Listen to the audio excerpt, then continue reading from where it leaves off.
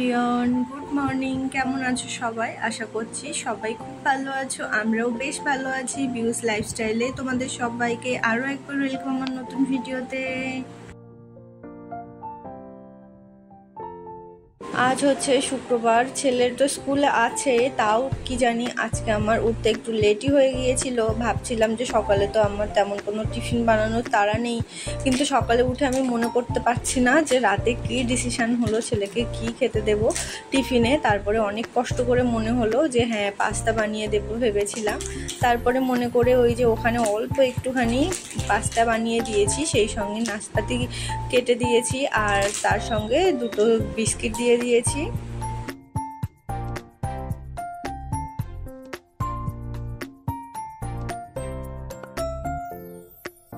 আর ধৃতাংশুকে ঘুম থেকে উঠানোর আগেই আমি কিন্তু রেডি হয়ে নিয়েছি। আজকে ওকে আমি ছেড়ে দিয়ে আসবো বলে, কিন্তু ধৃতাংশু ঘুম থেকে উঠে যেই দেখে ওর বাবা এখনও ডিউটি যায়নি, অমনি তো বায়না ধরে বসেছে আমার সাথে যাবে না, ওর বাবার সাথেই যাবে।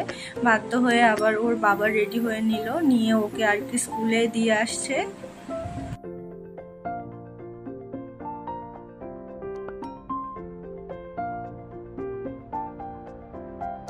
আর বাবা ছেলে দুজনে চলে গেলে আমি তো ঘরেই বসেছিলাম। হঠাৎ আমার ব্যালকনির দিকে চোখ পড়লো, দেখি আবারও একটা কবুতর এসেছে, এসে এদিক ওদিক ঘুরে বেড়াচ্ছে।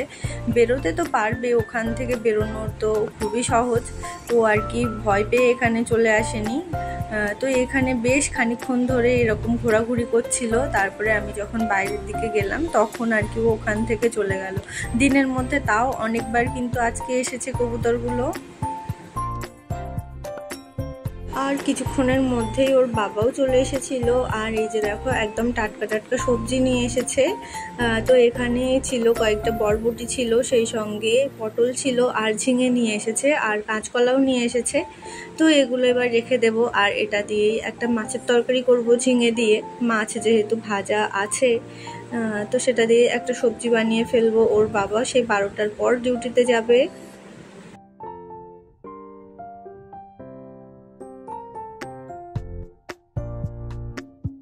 আর এখন সকাল ওই 8:30টার মতো বাজে। তো দুপুরে রান্না একটু পরে শুরু করব। তো দুজনে মিলে এখানে একটু চা খেয়ে নিই, সেই জন্য এখানে একটু লিকার চা নিয়েছি, নিয়ে দুজনে বসে গল্প করছি আর চা খাচ্ছি।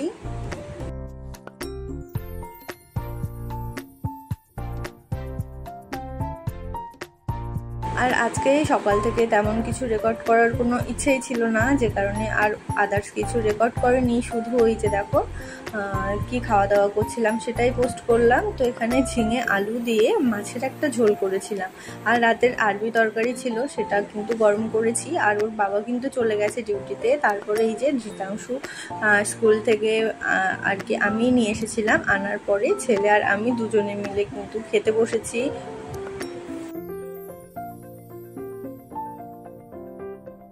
আর ধৃতাংশুকে পড়তে নিয়ে যাওয়ার সময় কিন্তু অনেক বৃষ্টি হচ্ছিল, যে কারণে আর কিন্তু ধৃতাংশুকে টিউশনে পাঠায়নি। একেবারে তোমাদের সাথে দেখা হচ্ছে ওই বিকালের টাইমটাতে।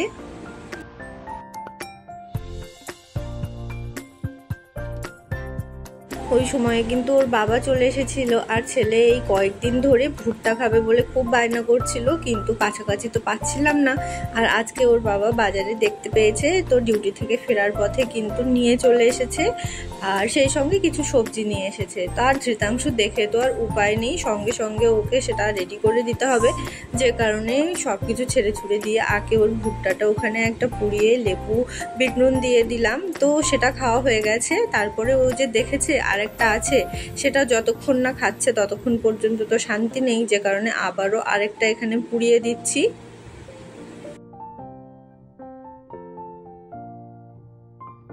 আর আজকে কিন্তু সারপ্রাইজলি আমাদের বাড়িতে আত্মীয়রা আসবে।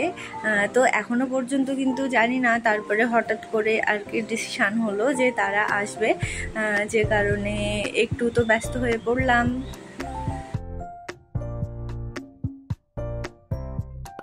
তো ওর বাবা কিন্তু আবারও ধৃতাংশুকে নিয়ে একটু চলে গিয়েছিল বাজারে আর কি। তো সেখান থেকেই যে দেখো কলা নিয়ে এসেছে, শসা নিয়ে এসেছে, আর ঘরে মেনলি একটু আদার দরকার ছিল, তো সেটাই আনতে গিয়েছিল। সেটা আনতে গিয়ে আর কি এত কিছু জিনিসপত্র নিয়ে এসেছে। তার সঙ্গে যেহেতু ঘরে কোনো স্ন্যাক্স বানানো হচ্ছে না, সেই জন্যে দোকান থেকেই কিনে এনেছে, আমাদের সেই পছন্দের দোকান থেকে। এখানে ফ্রেঞ্চ ফ্রাই নিয়ে এসেছে, সেই সঙ্গে এগ চাও নিয়ে এসেছে।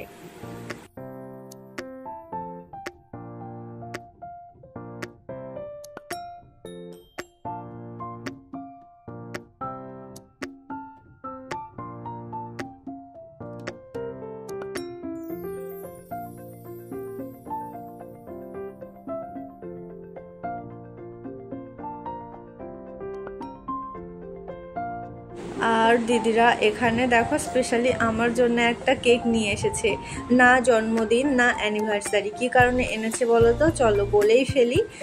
এখানে আর কি আমার ইউটিউবে অনকে তো হয়ে গেছে, অনেক দিন হচ্ছে, তো সেই কারণে দিদিরও একটা ইউটিউব চ্যানেল আছে। তো দিদির কিন্তু 100 জন সাবস্ক্রাইবার হয়ে গিয়েছিল, সেই উপলক্ষে কিন্তু দিদি কেক কাটিং করেছিল। হ্যাঁ, তো সেখানে ওরাও কিছুদিন আগে আমাদের বাড়িতে এসেছিলো, তো আমি এরকম বলেছিলাম যে দিদির 100 সাবস্ক্রাইবার হয়েছে, তাতেই কিন্তু দিদি কেক কাটিং করেছে, কিন্তু আমার 1000 হয়ে গেছে, তাও কিন্তু আমি কেক কাটিং করতে পারিনি। তো যাই হোক, সেই কথা মনে হয় দিদির মনে ছিল, সেই জন্যে আজকে দেখি হঠাৎ করেই আর কি এরকম কেক নিয়ে চলে এসেছে সারপ্রাইজ দিতে আর কি। মেনলি এই কেকটা আনা হয়েছে অনকে সাবস্ক্রাইবার পূরণ হয়েছে তারই সেলিব্রেশনের জন্যে। তো এখানে কেকটা আমি নিজেই এখানে লিখে নিচ্ছি, আর লেখা অভ্যাস আর কি, কেকের উপরে লেখা অভ্যাস না থাকলে যেটা হয়, এত বড় বড় করে লিখে ফেলেছি সারা কেক জুড়ে আর কি। তো এখানে মেনলি চ্যানেলের নামটা লিখছিলাম, অনকে সাবস্ক্রাইবার যে পূরণ হয়েছে সেটাই এখানে লিখেছি।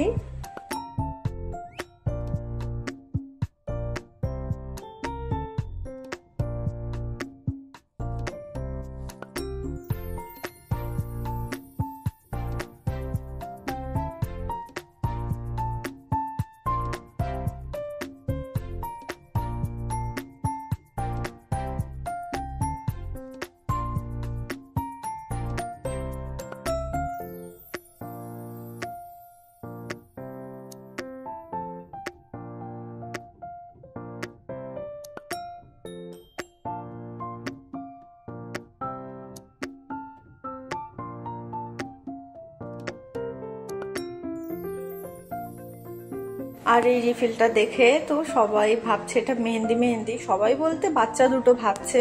তো ধৃতাংশুর হাতে যেহেতু রিয়াদি একটু লাগিয়ে দিয়েছে, সেই জন্যে সোনায়ও কিন্তু বায়না ধরেছে যে ওর হাতেও লিখে দিতে হবে, তাই দিদিভাই আবার ওর হাতেও একটুখানি মেহেন্দি এঁকে দিচ্ছে।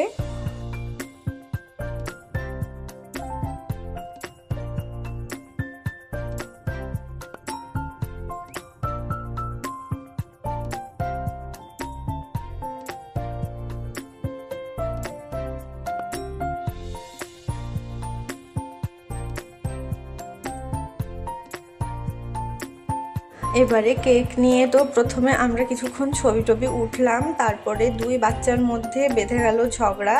আমার ধৃতাংশু তো একাই কেক কাটবে, তাও পরে রাজি হয়েছে আমার সাথে কাটবে, কিন্তু ও কোনো মতেই আর কি সোনাইকে নিয়ে কেক কাটবে না। এই নিয়ে দুই বাচ্চার মধ্যে ঝগড়া শুরু হয়ে গেল।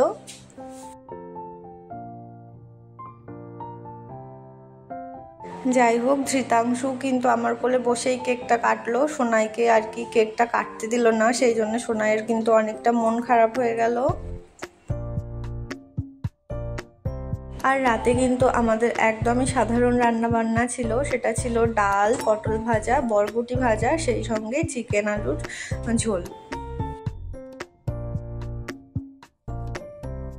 আজকের দিনটা তো আমার কাছে ভীষণ স্পেশাল, এমনভাবে সারপ্রাইজ পেয়ে যাব আমি কখনো ভাবতে পারিনি। যাই হোক, আজকের ভিডিওটা এখানেই শেষ করছি। ভালো থেকো সবাই, দেখা হবে নতুন কোনো ভিডিওর সাথে।